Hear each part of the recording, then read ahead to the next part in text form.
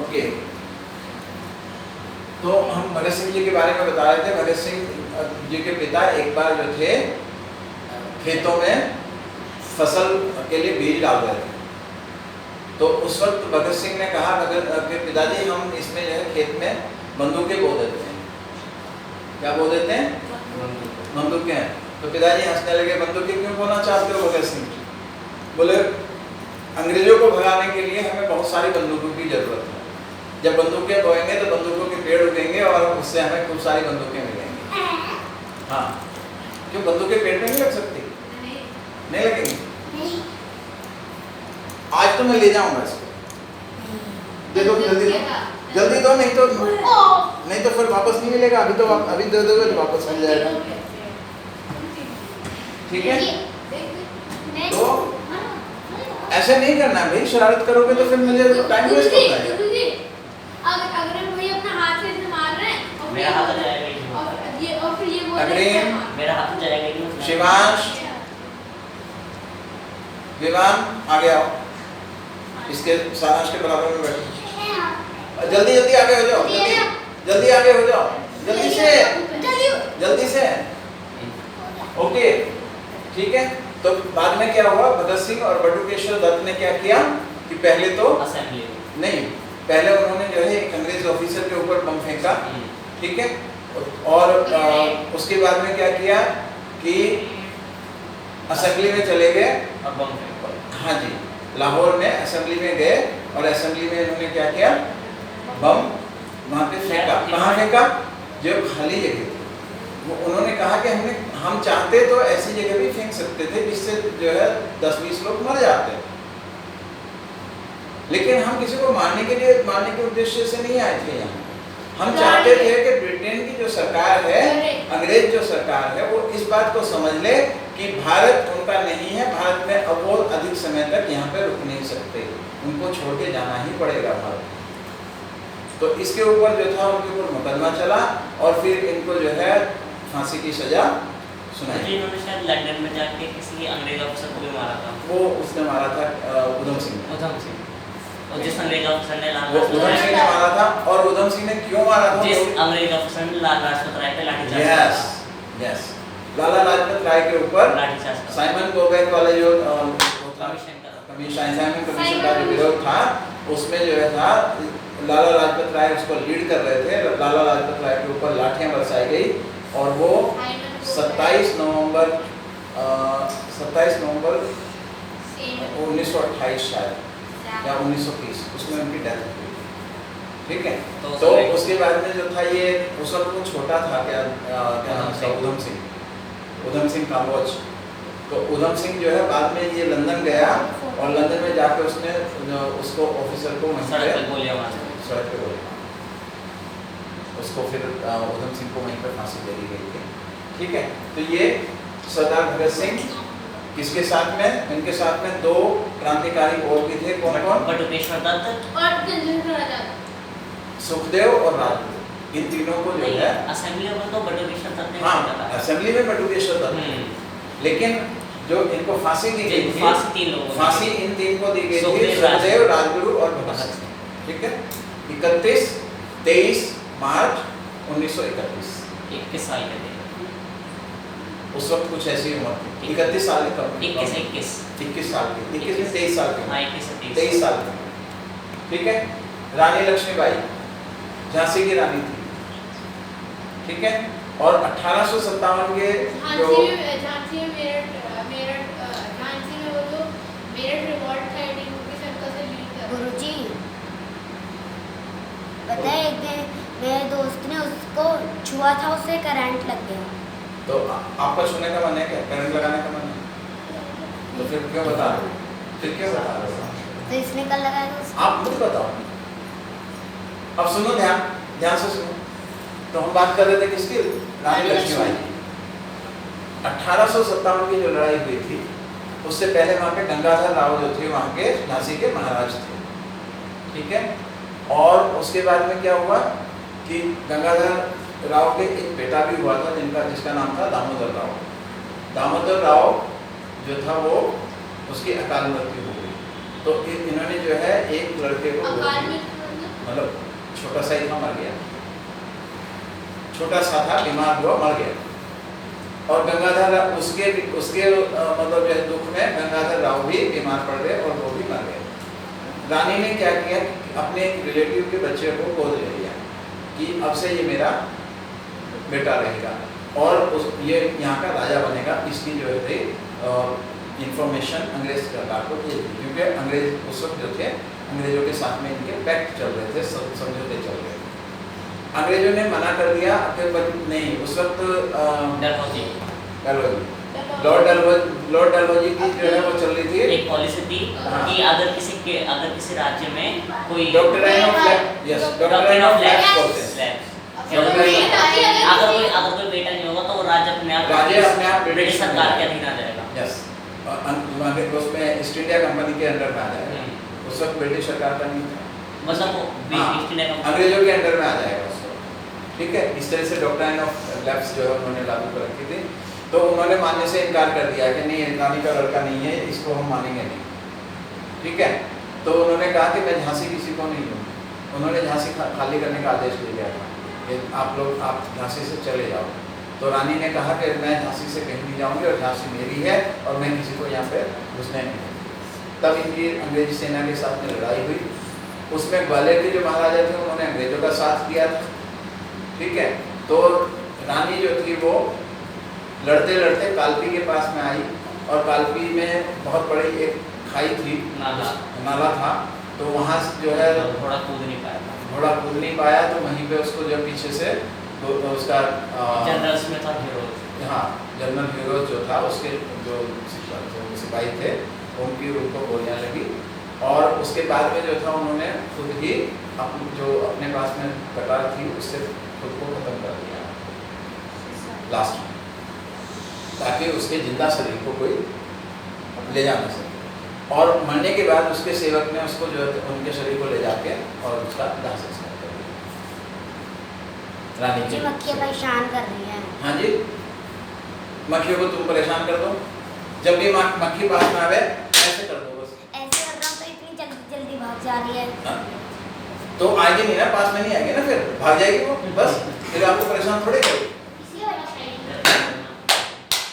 अब चंद्रशेखर आजाद की बात करते हैं। चंद्रशेखर आजाद भी क्रांतिकारी थे और अंग्रेजों के खिलाफ लड़े थे, ठीक है। 1928 की मेरे ख्याल से लाइन था,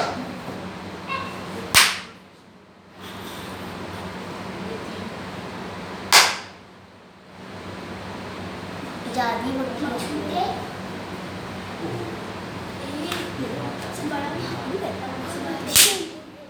मुझे विमान से मैं पढ़ा हूँ, कैसे विमान से अच्छे से बात नहीं कर, क्या बोल रहा है।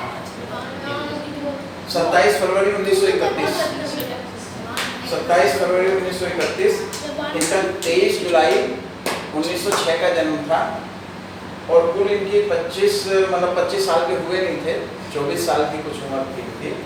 लेकिन इतना खौफ था उनके पास में, माउजर राइफल थी, माउजर रिवॉल्वर थी, ठीक है, और कहाँ की, जर्मनी की, ठीक है। और इतना उनका खौफ था सिपाहियों के बीच में कि अगर जब तक उनके हाथ में रिवॉल्वर रहेगी तब तक वो इसके पास में नहीं जा सकता। मतलब उसके घेरा तो डाल के रखे रहे ये लोग, गोलियां चलती रही, लेकिन किसी की हिम्मत नहीं हुई। इन्होंने जो था जितनी गोलियां थी इनके ऊपर सारी, अल्फ्रेड पार्क था इलाहाबाद का, अल्फ्रेड पार्क, तो वहाँ किसी ने गद्दार ने जानकारी दे दी कि वो वहाँ पे है। तो उन्होंने जो था वहाँ पे घेर लिया पुलिस वालों ने। क्या कर रहे, पुलिस वालों ने घेर लिया, भाई रहने दो, उसके पीछे क्यों पड़े हो, आपके पास आएगी तब मानना, ठीक है। तो उन्होंने क्या किया कि जानकारी जैसे मिली तो चारों तरफ से उसको बाग को घेर लिया और धीरे धीरे वो उसके पास में गए। तो वहाँ पे क्या हुआ कि उन्होंने गोलियां चलनी शुरू हो गई इनके बीच। चंद्रशेखर आजाद ने कहा अंग्रेजों की गोली मुझे छू नहीं सकती, पीछे हट जाओ, पीछे चलो, चलो पीछे और पीछे। तो अंग्रेजों की गोली मुझे छू नहीं सकती और वास्तव में उनके मरने तक कोई भी एक भी गोली उनको नहीं लगी। आखिर में जब उनके पास केवल एक गोली रह गई तो उन्होंने अपनी कनपटी पे रख के और अपनी गोली से ही अपने को खत्म कर दिया, ठीक है, अपनी गोली से ही अपने आप को खत्म कर दिया। ठीक है। और मरने के बाद में भी आधा घंटे तक किसी की हिम्मत नहीं हुई कि उनको छू सके। जब पूरी तरह कंफर्म हो गया कि मर गए, तब जाकर उनके पास में गए सिपाही। सारांश, आपका फोकस कहाँ है? मक्खी पे है, आपका फोकस बात पे है। आपका फोकस तो सिर्फ मक्खी मारने पे गुरुजी है। आपने कुछ बच्चों को टीका नहीं लगाया, कुछ बच्चों को टीका नहीं लगाया। टीका सबको लग चुका है, आपको भी लग चुका है, ठीक है। और जिसको नहीं लगाया उसको लग जाएगा, ठीक है। जब लेट आएंगे तो टीका कैसे लगेगा? गुरुजी घर पे कोई खाए आपके लिए कहा गया है कि आप यहीं वेट करेंगे, आपकी मम्मी यहीं से लेते जाएगी आपको, हैं? खूब सारा लगा दूं? ये लो, आप मिटाएगा तो पता चल जाएगा। आपको बड़ा टिक्का लग गया। ओके, सुनिए चंद्रशेखर आजाद, मेरा भी छूट गया। ये ऐसे क्रांतिकारी हैं? हाँ, जी मेरा भी छूट गया। पता नहीं, गुरुजी शाम को पेपर ये नहीं दो होता 5 बजे के आसपास। भगवती चरण और दुर्गा भाभी, जी मेरा भी छूट गया। ये टीका डाला पेट में। सुनो, भगवती चरण और दुर्गा भाभी ये भी बहुत बड़े क्रांतिकारी थे और इन्होंने जो है बम बनाने के एक्सपर्ट थे। भगवती चरण की डेथ हो गई थी जब एक बम का टेस्ट कर रहे थे जंगल के अंदर, तो इनकी डेथ उसमें बम टेस्ट करते वक्त हो गई थी। लेकिन दुर्गा भाभी यानी इनकी जो वाइफ थी, सारे क्रांतिकारी उनको भाभी बोलते थे, दुर्गा भाभी। तो दुर्गा भाभी ने उसके बाद में भी क्रांतिकारियों का साथ नहीं छोड़ा और इतनी सपोर्ट करी उन्होंने कि उसके लिए जो है सबके सब उनको प्रणाम करते थे। जब भीमराव अम्बेडकर, बटुकेश्वर दत्त का नाम तो आप सुन ही चुके हो, ठीक है। एक और क्रांतिकारी का नाम बता देता हूँ, जैसे तो बहुत है, मनमथ नाथ गुप्त, लाल लाजपत राय, बाल गंगाधर तिलक, वो तो है ही सर, ठीक है, वो आपने पढ़े हुए हैं। जिनके नहीं पढ़े मैं उनको बता रहा हूँ खासकर। मनमथ नाथ गुप्त जो थे ऐसे क्रांतिकारी थे कि इनकी जो गतिविधियां हैं उनसे घबरा के अंग्रेज सरकार ने इनको पकड़ के कहाँ भेज दिया था? अंडमान निकोबार में भेज दिया, काला पानी। गुरुजी बच्चों क्या होता है? और इनके साथ साथ वीर सावरकर को भी भेजा था। वीर सावरकर गुरुजी राय। काला पानी क्या होता है? काला पानी ऐसे कभी काला पानी। आजकल जो अंडमान निकोबार है उसको पहले काला पानी बोलते थे। काला पानी क्यों बोलते थे? क्योंकि गहरा समुद्र था वहाँ पे, बहुत गहरा समुद्र था, तो वहाँ से कोई भाग ही नहीं सकता था। चारों तरफ समुद्र है, सैकड़ों मील तक समुद्र ही समुद्र है, तो भागे के बाद जाएगा कहाँ भाग के? तो इसलिए उसको जो है चारों तरफ जहाँ भी देखेंगे वहाँ पानी पानी नजर आएगा, वो भी गहरा समुद्र है तो काला पानी नजर आएगा, तो वो काला पानी कहलाता है, ठीक है। तो ये वीर सावरकर, मनमथ नाथ गुप्त, ये सब लोग वहाँ पे थे। इन्होंने जो था 40 दिन की भूख हड़ताल करी थी, 40 दिन तक लगातार कुछ नहीं खाया। इनको जबरदस्ती जो है पाइप लगा के खिलाने की कोशिश की गई, लेकिन इन्होंने जो था वो भी एक्सेप्ट नहीं किया। आखिरकार इनकी तबीयत खराब हो गई थी और वहीं पे वो फिर उनकी डेथ हुई। नहीं, वीर सावरकर को भी वहाँ पे बंद रखा गया, लेकिन वीर सावरकर ने वहीं पे जो है एक मतलब ये तय कर लिया था कि वहाँ से निकलने के बाद अंग्रेजों को भगाना ही है यहाँ से। और उन्होंने वहाँ से आने के बाद भी वहाँ बीच बीच में जो है आ जाते थे, जब मतलब जो वो क्या करते थे, इतने दिन की सजा है उतने दिन से फिर वापस आ गए, फिर ये अपनी एक्टिविटीज में लग जाते थे। ये एक्चुअली जो है किताब बहुत अच्छी लिखी थी और उस किताब के कारण जो है इनको गिरफ्तार किया गया, क्योंकि वो उनके खिलाफ थी ना, अंग्रेजों के खिलाफ, ठीक है। वीर सावरकर एडिटर, ये अखबार में निकालते थे, उस अखबार में भी जो इनके लेख होते थे वो अंग्रेजों के विरुद्ध ही होते थे, ठीक है। भीमराव अम्बेडकर एक बहुत साधारण परिवार में पैदा हुए थे, ऐसा कहते हैं दलित परिवार में पैदा हुए। आज के लिए दलित, गैर दलित और बहुत कुछ हो गया, ठीक है। पहले इतने ज्यादा डिविजन्स नहीं थे, हमारे टाइम में भी नहीं थे इतने डिविजन्स, इतने डिवीजन अब बना दिए, दलित और पिछड़ा, अति पिछड़ा, पता नहीं क्या क्या, और अति दलित, बहुत सारे वो बना दिए इन्होंने, मतलब वर्ग। तो खैर एक ऐसे परिवार से थे जो गरीब था। हाँ? तो जो वहाँ के महाराजा थे, बड़ौदा के जो महाराजा थे, बड़ौदा के महाराजा सयाजी राव ने इनकी पढ़ाई करवाई, पूरी पढ़ाई इनकी बड़ौदा के महाराज ने करवाई, और उन्होंने ही इनको पढ़ने के लिए कैम्ब्रिज उधर भेजा था, लंदन, हाँ कैम्ब्रिज में, कैम्ब्रिज शायद ऑक्सफोर्ड में किसी में पढ़ाई हुई, तो वहाँ पे भेजा था। वहाँ पे इन्होंने लॉ की डिग्री ली, बैरिस्टर बन के वापस आए, ठीक है। और उसके बाद में इन्होंने भी इंडिपेंडेंट स्ट्रगल में भाग लिया। जब भारत आज़ाद हुआ तो उस वक्त एक ड्राफ्टिंग कमेटी बनाई गई संविधान के लिए, कॉन्स्टिट्यूशनल ड्राफ्टिंग कमेटी, और उस ड्राफ्टिंग कमेटी के चेयरमैन कौन थे? जी भीमराव अम्बेडकर। जबकि संविधान सभा के जो प्रेसिडेंट थे वो थे डॉक्टर राजेंद्र प्रसाद, ठीक है। संविधान सभा जो थी, जिन्होंने कानून पास किए, उसके प्रेसिडेंट थे डॉक्टर राजेंद्र प्रसाद। लेकिन संविधान बनाने वाली जो कमेटी थी, उसके प्रेसिडेंट थे डॉक्टर भीमराव अम्बेडकर, ठीक है, बाबा भीमराव अम्बेडकर, ठीक है।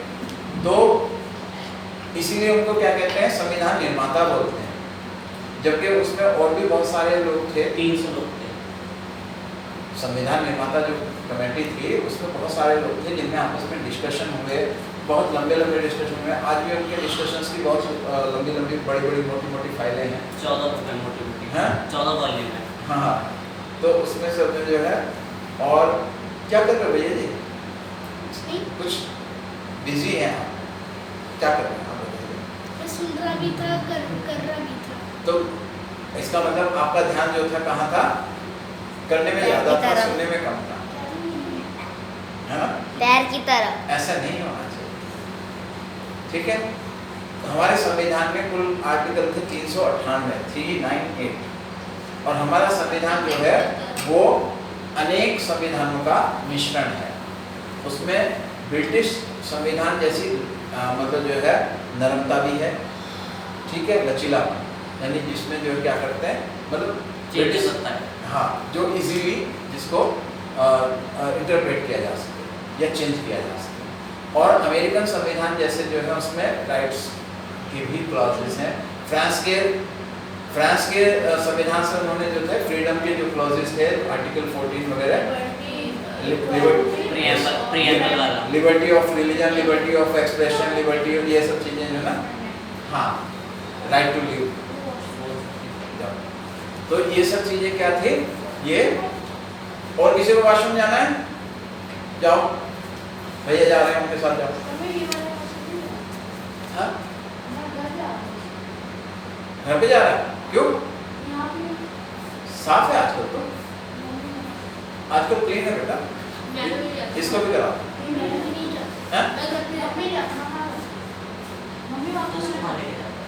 अरे दिक्कत नहीं है, जाओ जाओ, इसको भी लेके जाओ। अच्छा ठीक है, इसको भी फिर घर लेके जाओ, इसको भी ले जा, इसको भी ले जाना। शिवांश, तो इसको करा दो, ठीक है।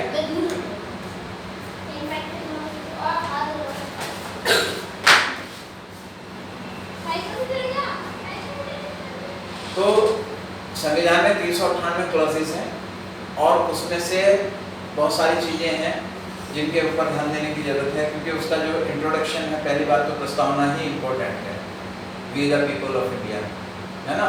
उसको वो, क्योंकि वो बेसिस है पूरे संविधान का, बेसिस ही वो कॉन्स्टिट्यूशन का, ठीक है। लेकिन उसमें भी चेंजेस इन्होंने कर दिए, सोशलिस्ट हटा दिया, हाँ, सोशलिस्ट वगैरह जोड़ दिया उसमें, ठीक है। तो इस तरह की जो है चीज़ें उसमें जोड़ दी गई। संविधान के अंदर बहुत सारे अमेंडमेंट्स हुए हैं, और इस टाइम तक आई थिंक 150 के करीब जो है अमेंडमेंट्स हो चुके हैं, 149 और समथिंग लाइक दैट, इस तरह से हो चुके हैं। तो इतने अमेंडमेंट्स हो चुके हैं, तो संविधान में क्या है, रशिया के संविधान से भी कुछ चीजें ली गई, फ्रांस और जर्मनी के संविधान से कुछ चीजें ली गई, कुछ जापान के संविधान से ली गई, अमेरिका और ब्रिटेन के संविधान से तो ली ही गई, ठीक है।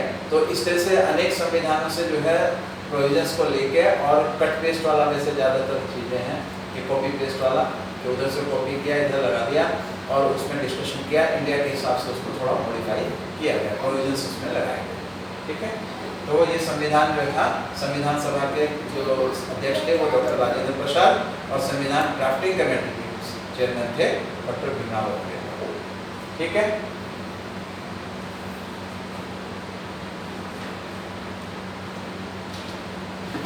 अब मैं आपको बता देता हूँ माता महालक्ष्मी किस चीज से प्रसन्न होती है। भाई पैसा किस किस को चाहिए ये बताओ, खूब सारा पैसा, खूब सारा पैसा किस किस को चाहिए? आपको चाहिए? आपको चाहिए? पक्का? कुछ लोग सोचते हैं कि उनको पैसा मिल जाएगा पर एक्चुअली में नहीं मिलता। अब मैं बताता हूँ, देखो ट्रिक में से सुनो सुनो सुनो सुनो सुनो, मुझे हम ट्रिक बताओगे? तू उसमें से 10 एक तू उसमें से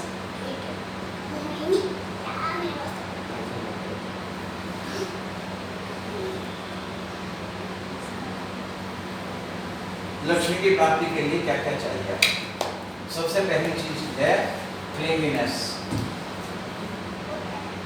स्वच्छता।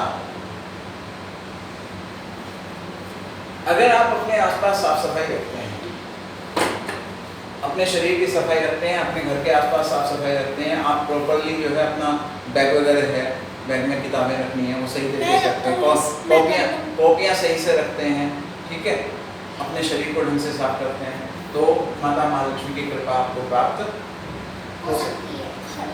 मैं करता हूँ ये सब। दूसरी चीज है हार्ड वर्क। हार्ड वर्क तो बहुत मेहनत, यानी आपको काम में जरा सा भी आलस्य नहीं चलेगा।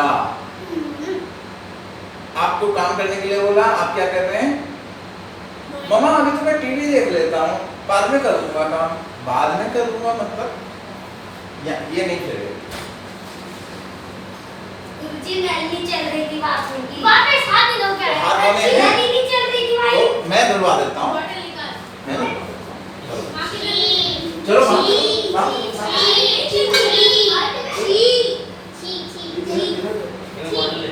छी चलो छी छी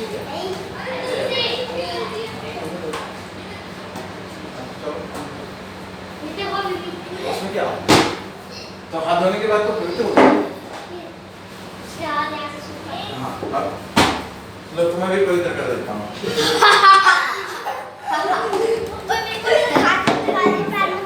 चलो चलो ध्यान दो अभी। बैठो बैठो। Okay please sit down, please. तो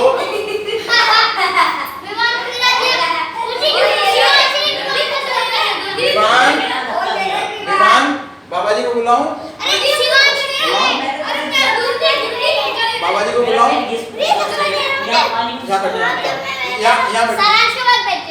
यहाँ बैठो।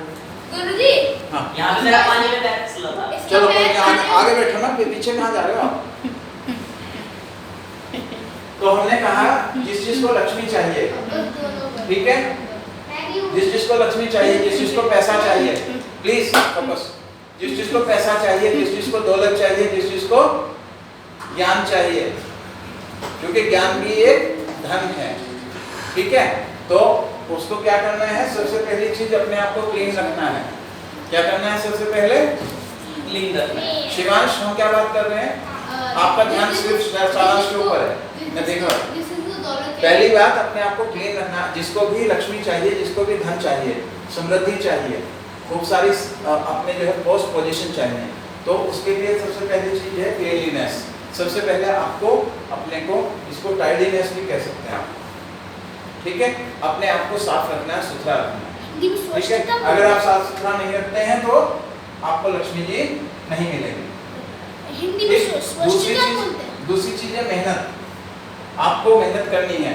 मेहनत का मतलब ये नहीं कि बोले करना तो था ड्राइंग का काम गुरुजी मैसेज और आया है। गुरुजी, आपके मोबाइल की बैटरी बैट बॉल चल रहे हैं, आपके मोबाइल की बैटरी डेड जाने दो बैटरी गई तो कभी नहीं बनवाएगी। वीडियो तो बन रही है।